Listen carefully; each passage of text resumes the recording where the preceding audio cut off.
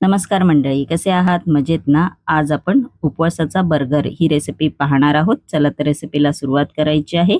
इकडे मी उपवासाची हिरवी चटणी केलेली आहे. त्यामध्ये मी पुदिना, कोथिंबीर, शेंगदाणे भाजलेले, 2 ते 3 हिरव्या मिरच्या, जिरं आणि चवीनुसार मीठ घालून ही हिरवी चटणी केलेली आहे. बघू शकता तुम्ही. त्यानंतर मी इकडे बटाट्याची टिक्की केलेली आहे. त्यामध्ये 2 ते 3 उकडलेले बटाटे असे किसून घेतलेले आहेत. त्यामध्ये राजगिऱ्याचं पीठ व मिरची, जिरं आणि चवीनुसार मीठ घालून मिक्स करून घेतलेलं आहे बाउलमध्ये. व आपण आता ह्याच्या टिक्क्या तयार करून घेऊया. बघू शकता तुम्ही, अशी मी टिक्की तयार करून घेतलेली आहे. आपण आता ही टिक्की शॅलो फ्राय करणार आहोत. इकडे फ्राय पॅन मध्ये आपण आता ही टिक्की शॅलो फ्राय करून घ्यायची आहे. या रेसिपीचा फुल व्हिडिओ माझ्या यूट्यूबच्या चॅनेलवर मी अपलोड केलेला आहे, तिकडे तुम्ही जाऊन पाहू शकता. त्यानंतर मी राजगिऱ्या पिठाचाच पाव तयार केलेला आहे. इकडे मी 1 कप राजगिऱ्याचं पीठ, 1 उकडलेला बटाटा, चवीनुसार मीठ, काळं मिरी पावडर आणि तूप घालून डो तयार केलेला आहे. थोडंसं पाणी घालायचं आहे. असं मिक्स करून घ्यायचं आहे. बघू शकता तुम्ही.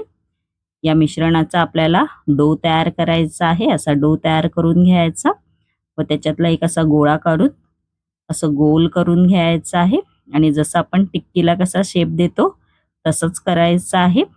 हे पण आपण आता शॅलो फ्राय करून घेणार आहोत. बघू शकता तुम्ही. इकडे फ्राय पॅन मध्ये आपण आता हे बर्गरचे पाव आहेत राजगिऱ्या पिठाचे, ते आपण असे शॅलो फ्राय करून घ्यायचे आहेत. बघू शकता तुम्ही. आपण आता उपवासाचा बर्गर आहे तो असेंबल करून घ्यायचा आहे. आपला पाव सुद्धा तयार झालेला आहे. बघू शकता तुम्ही. आपण आता बर्गर असेंबल करून घेऊया. इकडे असं राजगिऱ्याचा पिठाचा पाव तयार केलेला आहे, तो ठेवायचा आहे. त्यानंतर जी आपण हिरवी चटणी केलेली आहे ती या पावाला अशी लावून घ्यायची आहे व जी आपण बटाट्याची टिक्की केलेली आहे ती त्याच्यावर ठेवायची.